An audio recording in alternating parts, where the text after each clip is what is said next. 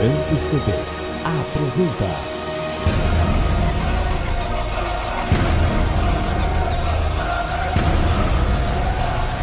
Mensagens que edificam.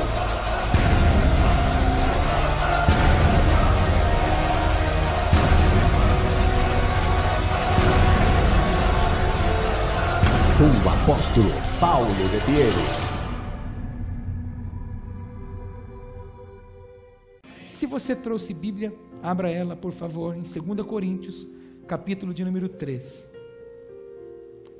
2 Coríntios, capítulo de número 3.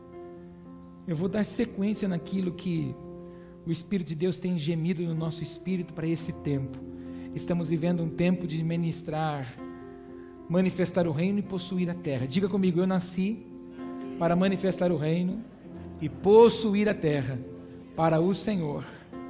E ouvindo ao Espírito de Deus essa semana, porque eu sempre falo isso, esse culto não começou agora, esse culto não começou a noite passada, esse culto começou quando acabou o culto domingo passado. Aquilo que o Espírito de Deus vem ministrando a nossa vida para aquilo que a gente vai ministrar no outro. E às vezes a gente estuda algo a semana toda, quando chega na igreja aqui, antes de estar aqui, o Senhor muda tudo por causa de uma pessoa às vezes. Domingo não, quinta-feira, eu tinha algo pronto para ministrar, porque o Senhor tinha me dirigido numa palavra, mas chegou aqui no culto, o Senhor direcionou a mesma palavra de uma outra forma, não sei se por causa de uma, por causa de duas pessoas, mas o Senhor conduziu de outra forma, porque era necessidade daquelas pessoas naquele momento. Talvez a palavra que nós vamos ouvir do Pai agora, seja não para todos nós, mas seja para um ou dois. Talvez seja para todos nós, para recebermos isso e ministrarmos a vida de muitas outras pessoas. Quantos comigo? Se você encontrou 2 Coríntios, capítulo de número 3, vamos ler o versículo 1 a seguir, que diz assim: porventura começamos outra vez a louvar-nos a nós mesmos? Ou necessitamos, como alguns, de cartas de recomendação para vós, ou de recomendação de vós? Vós sois a nossa carta, escrita em nossos corações, conhecida e lida por todos os homens. Porque já é manifesto que vós sois a carta de Cristo, ministrada por nós e escrita, não com tinta, mas com o Espírito do Deus vivo, não em tábuas de pedra, mas nas tábuas de carne do coração.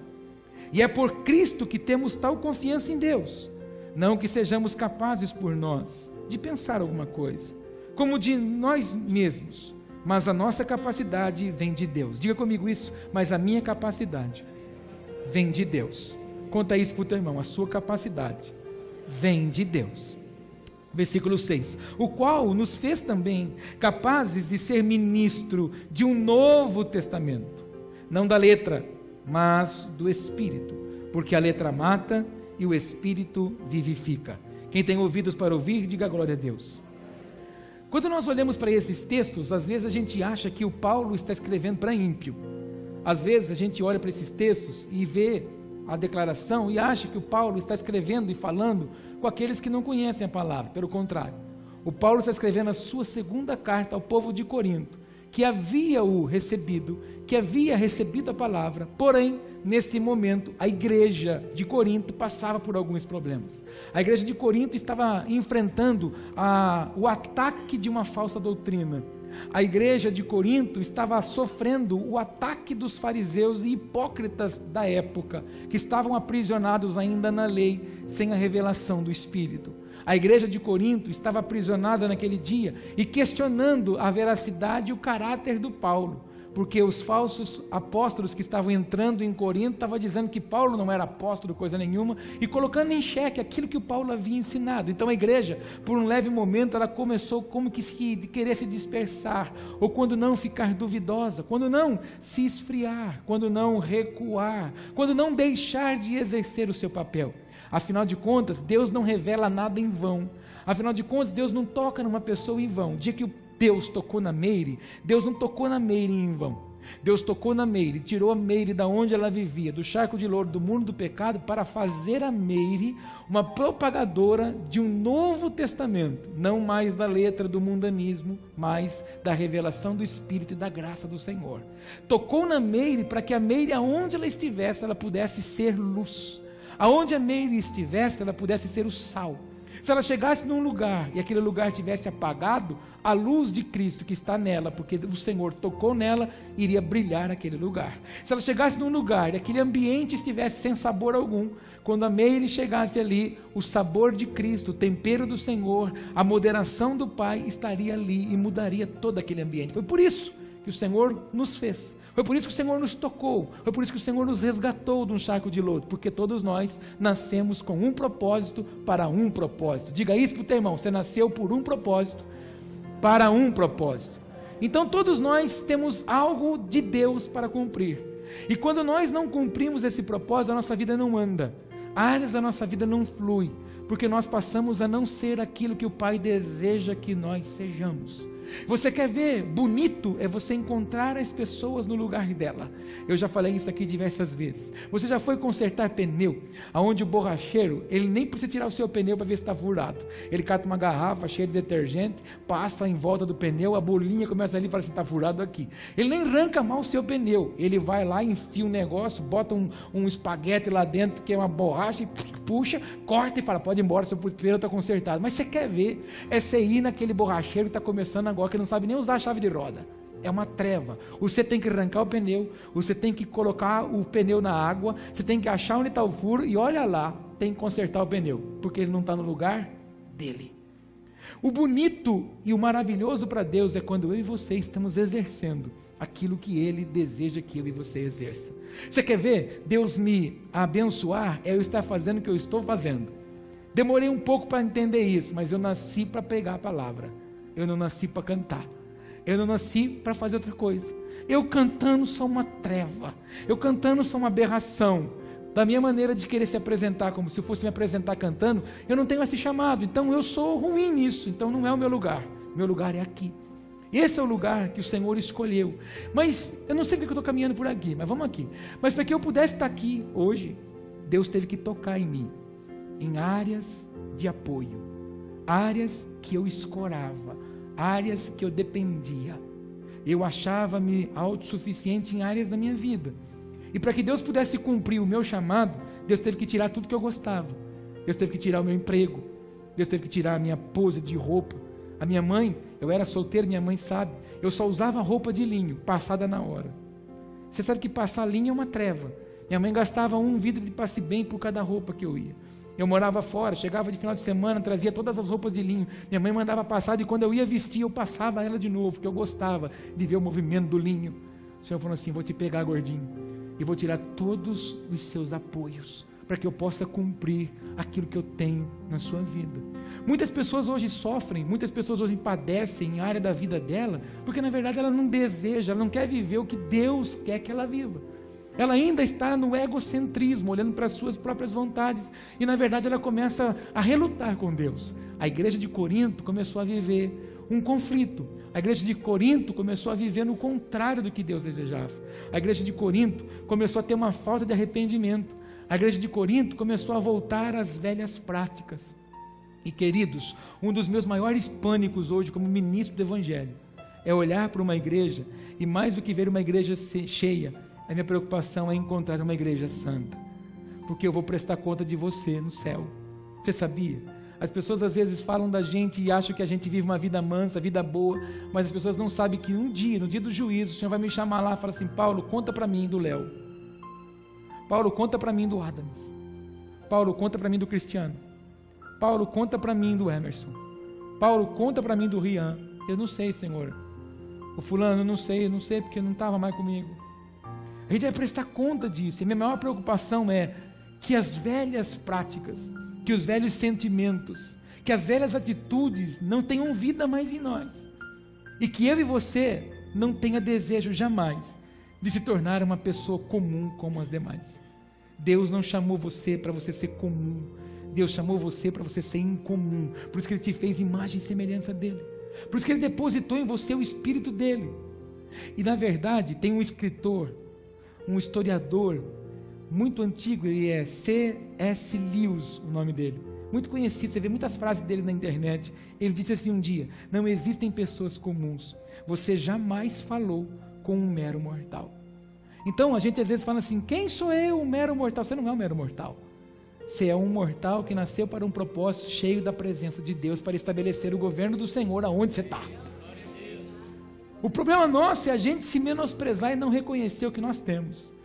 Porque eu nasci para sofrer mesmo. Não, você não nasceu para sofrer, você nasceu para viver o propósito de Deus. Você sofre quando você não vive o propósito de Deus. Você lembra quando na verdade você caminhava sem Jesus, o quanto você sofria, o quanto você padecia? E hoje você caminha com o Senhor, tem luta, mas a luz, mas o poder de Deus, a graça do Senhor que está sobre nós, nos faz enfrentar e passar por todas essas adversidades. Aí Paulo, nesse capítulo específico da carta, que para nós foi dividido, mas num determinado ponto da carta, porque a carta não foi escrita em capítulos, os homens que colocaram capítulos e títulos nela, nesse momento da carta ele fala: espera um pouquinho, porventura nós vamos começar de novo a louvar a nós mesmos? Porventura nós vamos querer de novo ser paparicado? Porventura nós vamos querer de novo ser exaltado?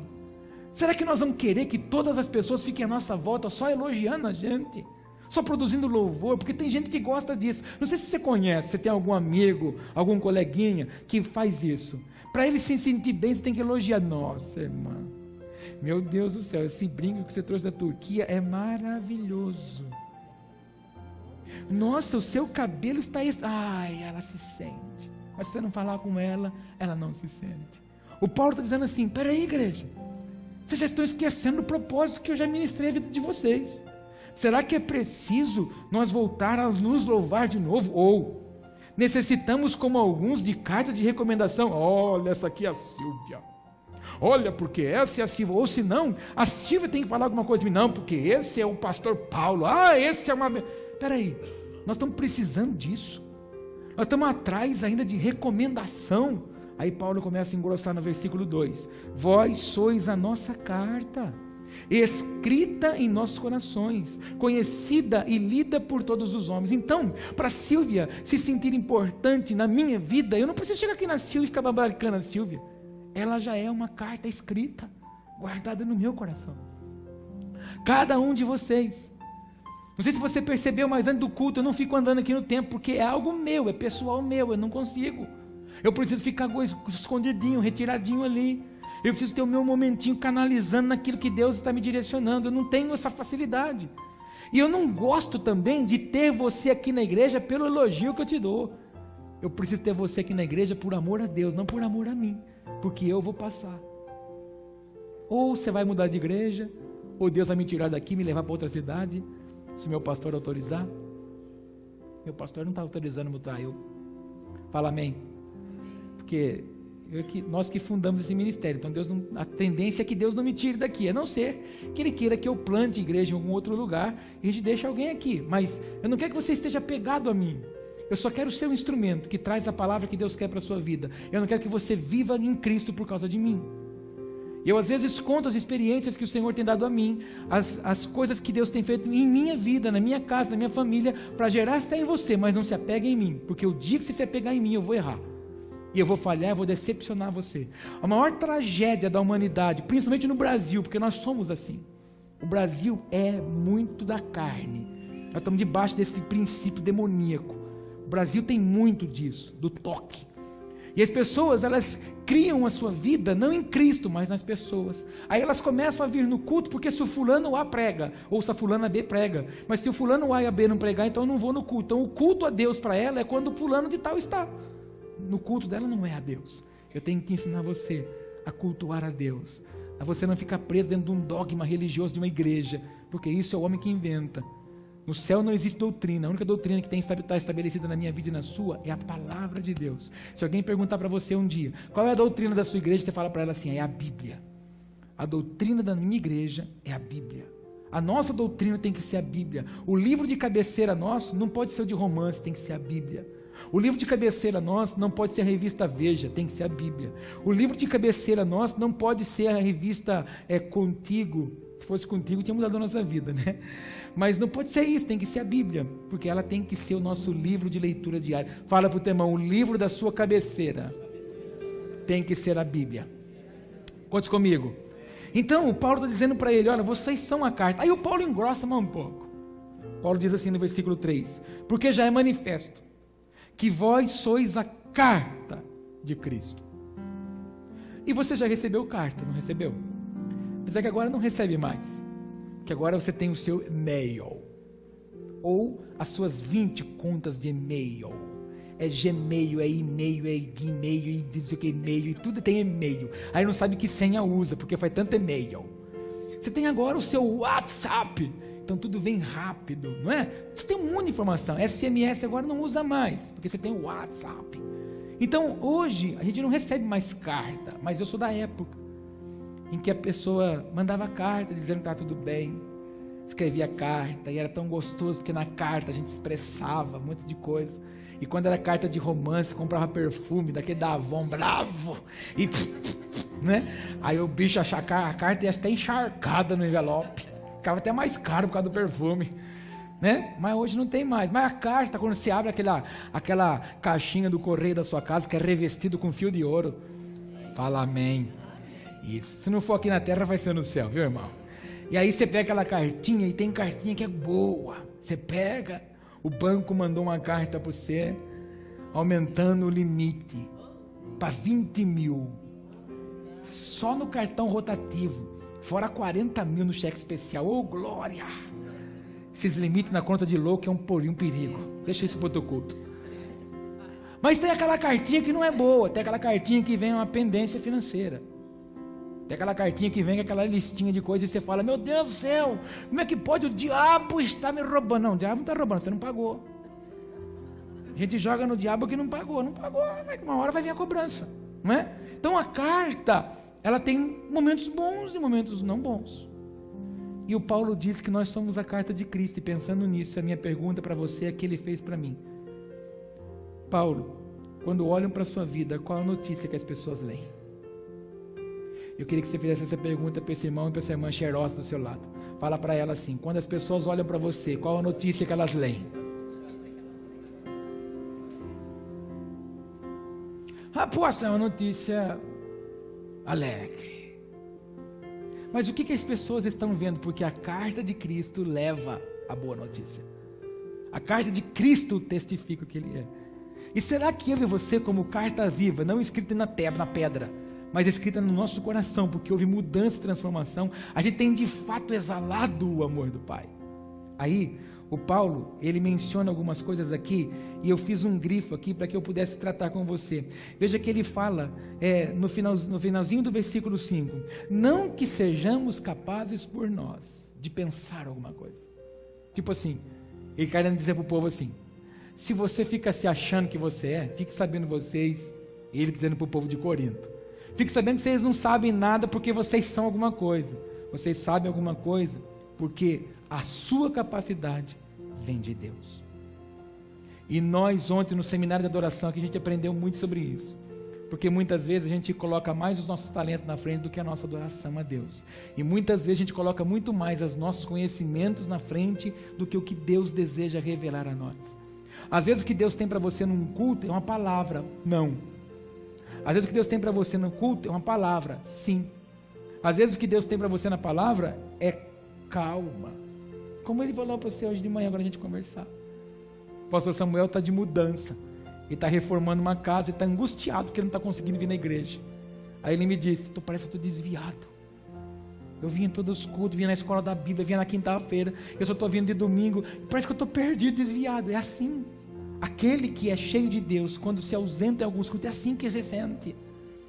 Mas a palavra que o Senhor me mandou dizer para ele, nessa manhã, quando ele veio falar comigo, eu disse para ele, calma, tudo vai passar, tudo vai passar. Então as coisas são assim, a gente tem uma mania. A Sandra, cadê a Sandra? A Sandra, né, a filha dela fez uma postagem essa semana, é o melhor dia da minha vida no ano de 2016, encerrou o tratamento da minha mãe, passou. Houve o diagnóstico que a Sandra recebeu, e apavorou todo mundo, a família ficou, não é, Otto? E trouxe desequilíbrio, aí agora passou. Nossa casa também, o ano passado recebeu um baque, passou, tudo passa. O problema é a maneira como a gente enxerga as coisas. A gente tem uma mania de, quando enfrenta a adversidade e problema, se apavorar. Quando você se apavora, você não pensa. Quando você se apavora, você entra no círculo chamado preocupação. Se ocupa do que não é preciso. E quando você se preocupa, você não ouve mais a Deus, você só ouve a sua alma. E a nossa alma nos arrasta para o chão. Quando a gente ouve uma notícia, por exemplo, de família com doença, qual que é o primeiro cenário que vem na nossa cabeça? Vai morrer. Deixa eu fazer um planinho funerário porque vai morrer. Essa é o primeiro pensamento que vem. Quando a gente tem um utensílio da nossa casa que quebra, pelo amor de Deus, o diabo entrou aqui em casa fazendo arruaça. Quem falou para você, irmão? Só porque quebrou uma peça na sua casa, o diabo entrou na sua casa, está fazendo arruaça? Existem coisas que quebram porque está velho.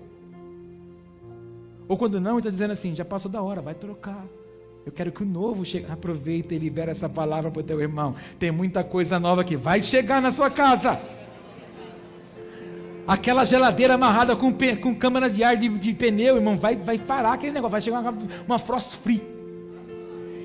Aquele fogão calçado com toco, irmão, vai sair de lá e vai vir um cookie. Aleluia. Amém? Aquele carro seu que você tem que colocar uma bacinha embaixo e no outro dia botar o óleo de novo dentro, vai vir um novo em nome de Jesus. O problema é que a gente se apavora e esquece que nós somos carta de Cristo.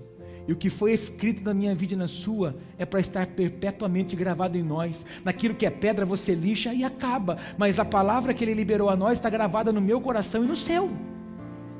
O problema é que nós muitas vezes não permitimos que essa palavra se cumpra. Conte comigo. Aí Paulo engrossa um pouco mais o teor da conversa, mas no versículo de número 17, olha lá, dá uma viradinha na folha. Eu fechei a Bíblia, abre de novo, 2 Coríntios 3, 17 agora. Ou se não, se acompanha lá, que a Rafaela tão delicadamente vai colocar. Ele diz assim, ora, o Senhor é Espírito, e onde está o Espírito do Senhor, aí a liberdade. Fala para o teu irmão, aonde o Espírito de Deus está, há liberdade. Fala de novo, aonde o Espírito de Deus está, há liberdade. Você entendeu o que você falou? Aonde o Espírito de Deus está, há liberdade. Se tem alguma área da sua vida que ainda está presa, é porque a liberdade do Espírito não se manifestou aí. E se a liberdade do Espírito não se manifestou, porque você não deixou, porque Ele disse que aonde o Espírito de Deus está, a treva não suporta. Deixa eu falar uma coisa para você, de tese minha, não está escrito na Bíblia não, está na minha tese, está escrito no meu livro, Paulo capítulo 1, esse negócio do povo olhar e falar assim, irmão, aleluia, eis que vejo uma nuvem negra sobre tua vida. Espera um pouco, se eu sou cheio do Espírito de Deus, marcado pelo sangue do Cordeiro, o diabo nem tem coragem de passar perto de mim, porque aonde o Espírito de Deus está, há liberdade. Então se a nuvem negra, as situações estão vindo, é porque o Espírito de Deus não está me dando liberdade, porque Ele não está ali. Então o problema não é do diabo, o problema é meu, que não tenho atraído o Espírito de Deus em mim. E o Espírito de Deus, para estar aí, não adianta eu chegar aqui e falar assim, irmão Chico, vou fazer uma cirurgia espiritual em tua vida, amém? Prepara-se que vou dar uma machadada em tua cabeça, e Bíblia na sua cabeça.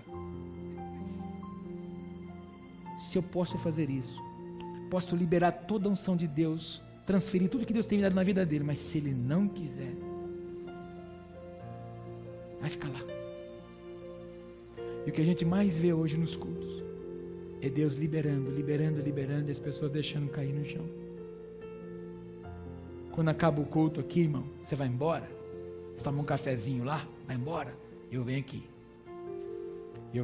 e começo a andar aqui, ó. E eu não fico contando o ardo para os outros, não sou louco, estou contando para você agora, amém? Mas eu passo aqui na frente, Senhor, eu estou recebendo tudo que eles largaram aqui hoje, em nome de Jesus. As bênçãos que o Senhor liberou, que eles não pegaram, é minha, em nome de Jesus. Por isso você está gordo, vistoso assim, né, apóstolo? Porque há uma distração nossa, tão grande. mas tão grande, porque o Espírito de Deus só vai poder exercer alguma coisa na minha vida e na sua, se você quiser. O Espírito de Deus só vai trabalhar em mim e você se você deixar. Você pode vir em todos os cultos, irmão, mas se você não vir pronto para receber, você não vai receber. Não vai exercer o papel que Deus deseja em você. Quantos comigo? Amém. Então Paulo está dizendo assim, onde o Espírito de Deus está, tem liberdade. Liberdade para ir e vir, se locomover, para falar, sem condenação. Quantos comigo? Aí ele diz assim no versículo de número 18: mas todos nós, com o rosto descoberto, refletindo como um espelho a glória do Senhor, somos transformados de glória em glória na mesma imagem, como pelo Espírito do Senhor. Quando eu li esse texto, eu vi o contexto. Paulo estava explicando daquilo que os fariseus da época queriam que eles na verdade ficassem vestidos com a roupa da tradição, não queriam que eles ficassem ligados na revelação. Então o Paulo fala assim, espera um pouquinho, esse véu artificial que eles querem que a gente vista, não é isso que Deus quer. O Senhor quer que quando as pessoas olhem para nós com o rosto descoberto, possam olhar no Paulo e não ver mais o Paulo criatura, mas verem o Paulo filho de Deus. Querem que olhe para Joyce, não veja mais a Joyce criatura, veja a Joyce filho de Deus, com a glória resplandecendo no nosso rosto, no nosso semblante. Para olhar para o Jonatas, e não veja o Jonatas criatura, mas veja o Jonatas que reflete a glória do Senhor. E é isso que é o meu trabalho, ensinar você a se preocupar com isso. Eu preciso resplandecer a glória de Deus, mais do que ter as coisas, mais do que alcançar as coisas. As pessoas precisam olhar para mim e ver em mim. Eu não sei se aconteceu com você, mas os seus amigos os amigos de noite, que nem você e eu tive, você também, alguns de vocês também tiveram, né? Fala a verdade, você também teve, sim. Fica aí querendo ser santo agora, puritano. E aqueles amigos de farra, e às vezes encontra a gente e fala, e aí, tudo bom? Você fala, tudo bom, graças a Deus. Deus? Rapaz, mas não sei, você está diferente, eu sou crente agora. Ih, você ficou quadrado. Mas eles veem alguma coisa em nós. Na verdade, aquele orgulho que nós tínhamos naquela época, que eles ainda continuam tendo, não nos deixa querer o que nós temos. Mas na verdade eles olham em nós e veem em nós alguma coisa diferente. Mas eles não podem ver essa glória diferente só quando a gente está aqui nesse ambiente. Aproveita e dá uma olhada como está brilhando esse irmão do seu lado. Vê. E não é calor, porque está fresquinho aqui. Ele está brilhando porque esse é o ambiente. Mas esse brilho não pode estar preso nesse ambiente. Esse brilho tem que estar do mesmo jeito quando você enfia o seu umbigão naquela churrasqueira sua e fica lá churrascando. Aleluia, tem que também ter. As irmãs estão vivas? Quando você pega a vassoura, irmã, e o rodo, para lavar e limpar aquela casa, que aquela família sua é uma bênção. Amém? E eles põem tudo no lugar. Aleluia. E você fica louco que nem eu e arruma um cachorro. Amém? Então, lá tem que refletir a glória. Lá no seu trabalho, irmã, quando você chega lá e tem uma pilha de coisas para você fazer, para você resolver, lá na sua sessão tem uma pilha de caixa. Você que trabalha com sapato, tem 599 sapatos para você revisar, que fizeram tudo errado, você falou, tá para fazer assim, não fez. Aí eles têm que refletir a glória. Ô irmã, quando o seu tanquinho não funciona, estragou a correia, e tem que ir na mão, eles têm que refletir a glória. Aleluia, lava, lava todo dia, que alegria. É fácil refletir a glória aqui. Dá uma olhada de novo para esse irmão fala assim, como você está aparecendo com Jesus agora? Fala assim para ele, inclusive você está manso. Outro dia um irmãozinho falou isso para mim, eu queria que a igreja fosse na minha casa, para o meu pai e minha mãe ficar manso como eles ficam na igreja. Mas aqui é uma delícia ser crente. No trânsito tem que ser crente. Esse período agora, irmão, de carnaval, me assombra, porque tem crente não convertido, tem convencido. Aqui não tem. Amém? Talvez tenha alguma coisa por aí, mas aqui em Jaú não. Mas passa na frente do sambão, ai meu Deus, me sigo. Aí na igreja quer refletir a glória, mas passa na frente do sambão, ó a loucura, ó, tempo bom era aquele. Passava as 4 noites a claro. Passa orando, irmão. Você passava as 4 noites, passa com o joelho no chão e chororô. Chora. Você passava pulando, festejando, farreando. Vem na igreja jejuar e orar, irmão. Faz em casa, passa as noites em claro, orando, bibliando. Amém? Que o seu bloco seja um bloco de papel para você anotar a revelação. Eu fazia parte do bloco, vem quem quer. Então agora você fala, eu estou no bloco que quer. Eu estou no bloco só que quer escrever a revelação, mas ninguém quer a revelação. Hoje nós encontramos um povo igual o povo que Moisés guiava. Moisés, sobe lá. Fala com o poderoso lá e depois você conta para nós. Quantas pessoas você não conhece que é perto da sua casa? Fala, está na igreja? Tô. Dá uma orada lá por nós. Quer levar uma camisa minha, não? Não quero sua camisa. Deus não quer sua camisa, Deus não quer sua meia, Deus não quer sua calça, Deus quer você por inteiro. Amém? Enquanto Deus não tiver você por inteiro, Ele não tira você desse fogo. Conta para o teu irmão, enquanto Deus não tiver você por inteiro, Ele não tira você desse fogo. Quantos comigo? Aí para a gente terminar, diga aleluia. Eu sei que está cansado já. Abra sua Bíblia agora em Filipenses. É o último texto que nós vamos ler. Filipenses, capítulo 2. É logo para frente onde você estava. Se você não souber onde está, fecha a Bíblia, vai no índice e vê a página. Você abre direto lá. Filipenses, capítulo 2. Antes de você ler o texto comigo, para a gente descontrair um pouquinho o ambiente, fala assim para o teu irmão, sua Bíblia tem folha solta ou folha colada? Se tiver folha colada é porque você não lê ela. Tomamos uma sapatada ontem na ministração aqui, irmão. Levita não é quem toca e canta, levita é quem serve. E o que serve não pode ter Bíblia. Sua Bíblia tem que estar marcada, sua Bíblia tem que ter marcaçãozinha, tem que ter jeito de que foi usada. Não, mas é que eu tenho um monte de Bíblia lá, eu venho cada Bíblia, cada culto eu venho com uma Bíblia. Aleluia. Mas a nossa Bíblia tem que ser o nosso manual de consulta do Pai. Amém? Aí Paulo diz assim para o povo de Filipenses, capítulo 2, versículo 13. Porque Deus é quem opera em vós, tanto querer como efetuar, segundo a sua vontade. Diga comigo, Deus realiza em mim o querer e o efetuar. Engrossa a voz agora e fala do jeitinho que Ele quer. Eu já falei essa frase umas 100 vezes. Vamos falar 101 hoje. Olha para o irmão do lado, acha um bonito e fala assim para ele, se não for do jeito de Deus, do seu não vai ser. Você entendeu isso ou não? Se não for do jeito de Deus, do seu não vai ser. Você até pode achar que você está ganhando com Deus, mas com Deus você nem empata. Com Deus você só perde. Aí o Paulo continua dizendo, fazei todas as coisas sem murmurações e contendas. Até aí, tudo bem. A gente já conhece esses textos. Mas olha o que o Paulo disse, como se fosse um testamento para mim e para você hoje, de como Deus deseja que nós sejamos pessoas incomuns. Está escrito no versículo 15.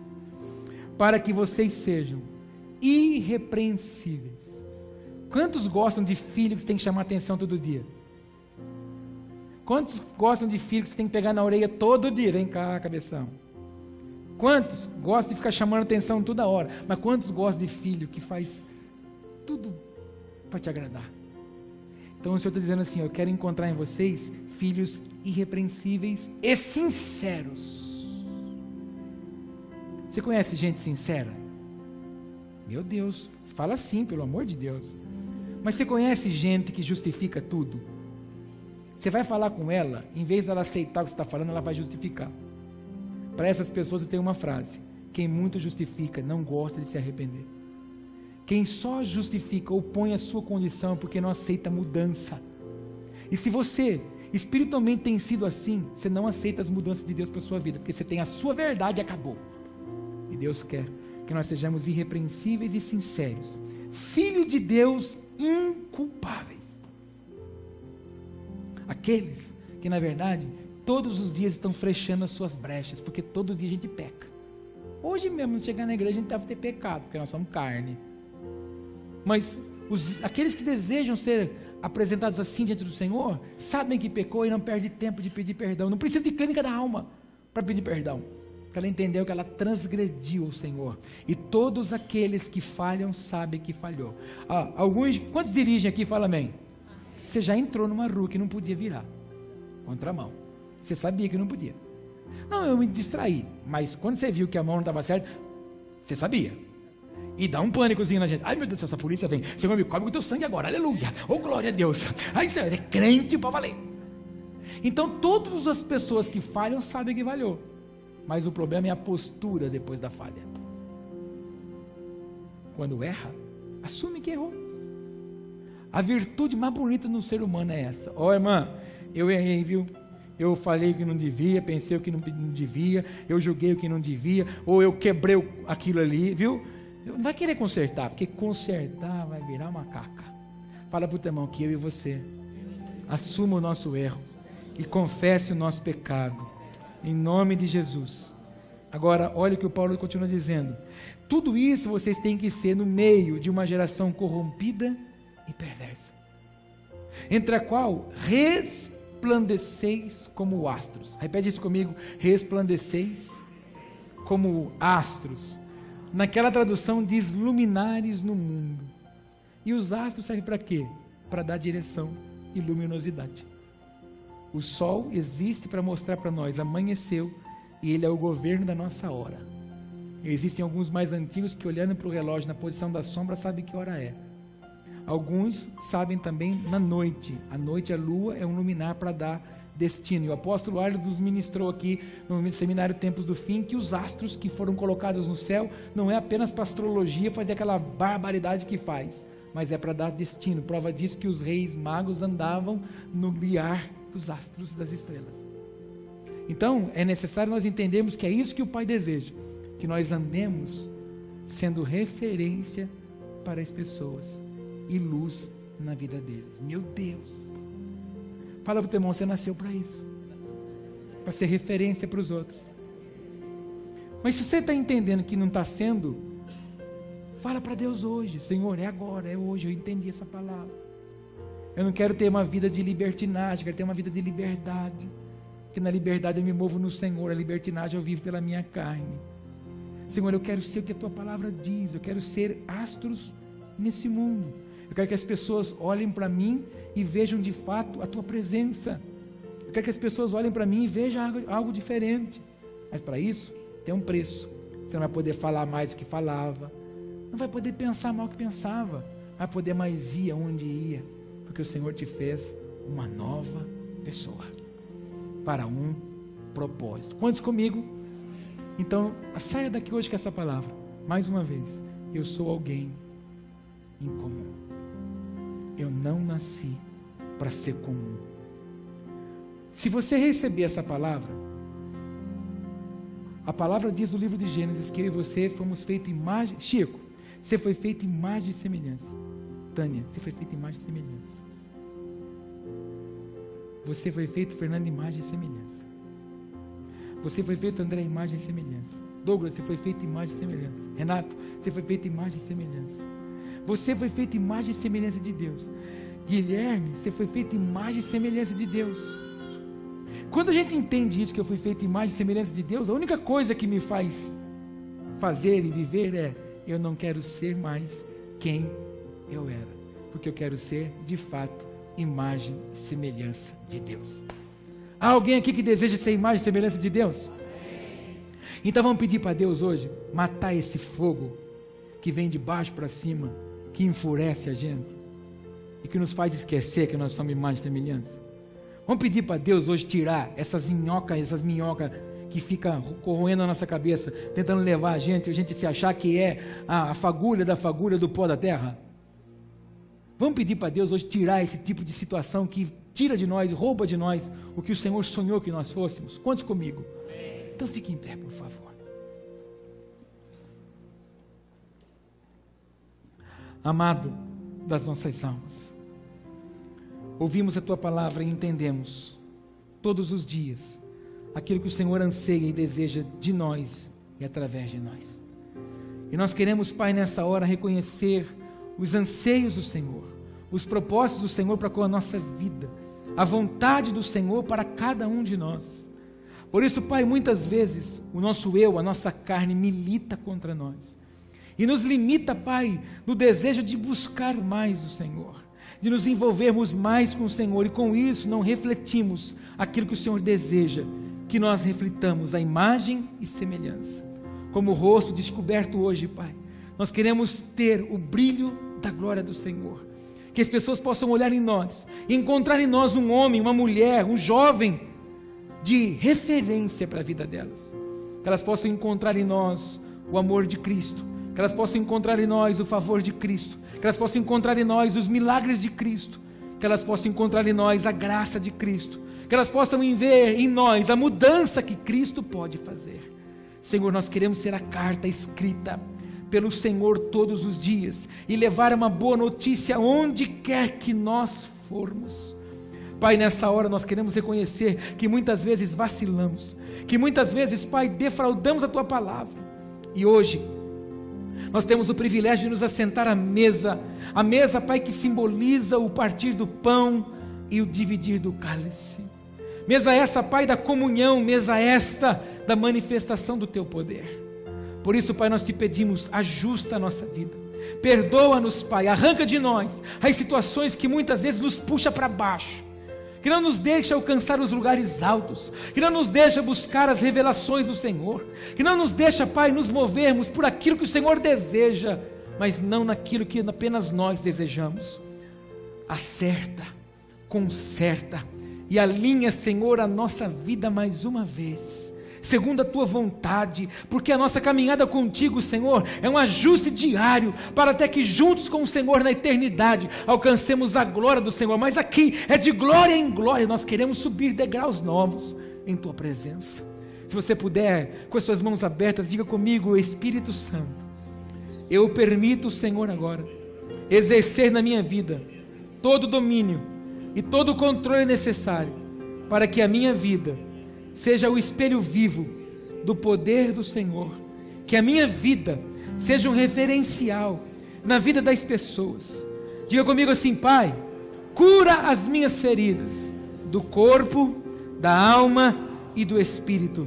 Diga comigo: Senhor, anula agora todas as minhas frustrações, todas as minhas decepções, todas as minhas inseguranças, todos os meus traumas, porque eu confio plenamente no Senhor, e a minha vida é sua, sem nenhuma reserva, em nome de Jesus. Diga: Pai, meu coração é Teu, para que o Senhor possa abundar em mim, todos os dias, em nome de Jesus.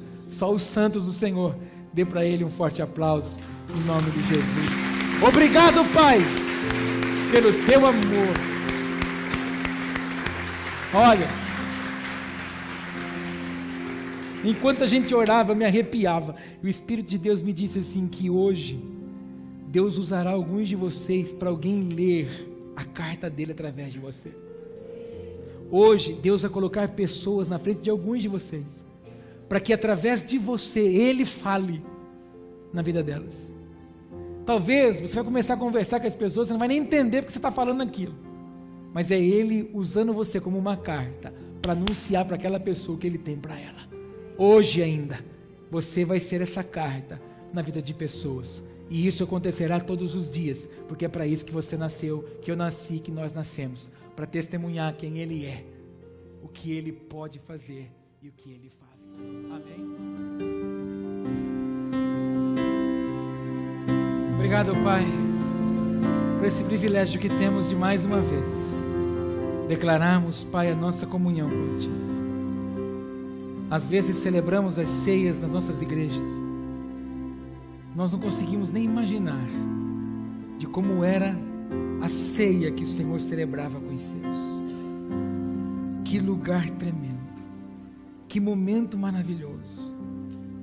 E agora, Pai, nós temos o privilégio de declarar que nós reconhecemos aquilo que o Senhor fez na cruz do Calvário por nós. Por ter escolhido a cruz, Pai, hoje nós temos a vida. Por ter escolhido a cruz, hoje nós temos a cura. Por ter escolhido a cruz, hoje nós temos o milagre. Por ter escolhido a cruz, hoje nós temos a graça. Por ter escolhido a cruz, hoje nós temos a transformação. Por ter escolhido a cruz, hoje nós temos o renovo. Por ter escolhido a cruz, hoje nós temos a santidade. Por ter escolhido a cruz, hoje nós temos a misericórdia. Obrigado, Pai. Obrigado por ter escolhido ir, receber os nossos pecados, as nossas enfermidades, as nossas dores. E hoje, nós levantamos aos céus um pão, feito por mãos humanas, mas nós declaramos, Pai, quando nós oramos, ele é o símbolo do teu corpo. Corpo esse que foi moído, transpassado por causa de mim. Quando o Senhor caminhava para a cruz, o que o motivava era saber que na cruz o Senhor morreria por mim. Às vezes nós não somos capazes de nos sacrificar por uma pessoa da nossa família, e o Senhor morreu por toda a humanidade. Obrigado, Pai, por demonstrar tanto amor, e que esse amor possa nos superabundar, principalmente neste mês que estamos tratando, o mês do Teu Espírito. Que Teu Espírito nos constrange em tudo, em nome de Jesus. Levante o pão para o céu. O Senhor Jesus, junto com os seus discípulos, levantou o pão aos céus, declarou a bênção, dizendo: Baruch atah Adonai, Eloheinu melech haolam, hamotzi lehem min haaretz. Ele disse: bendito és tu, Senhor nosso Deus, Rei do universo, que faz sair o pão da terra. Deu graças, abençoou, partiu e deu a todos os seus. Se você crê nisso, diga comigo: Senhor, eu recebo agora este pão que simboliza o teu corpo, que me fortalece na minha caminhada e jornada, em nome de Jesus. Coma em reverência a Ele.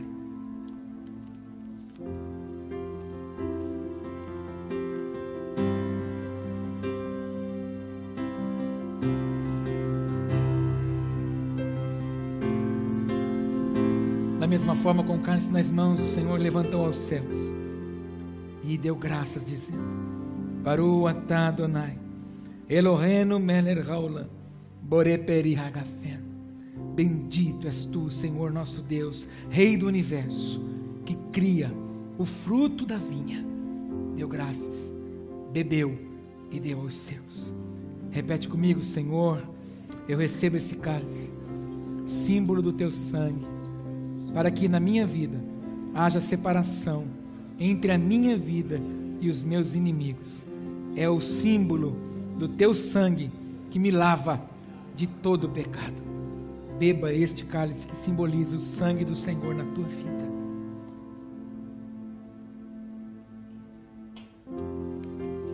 Se você puder, tire alguns minutos aí para você adorar e celebrar o Senhor. Enquanto nós adoramos, celebramos o Pai.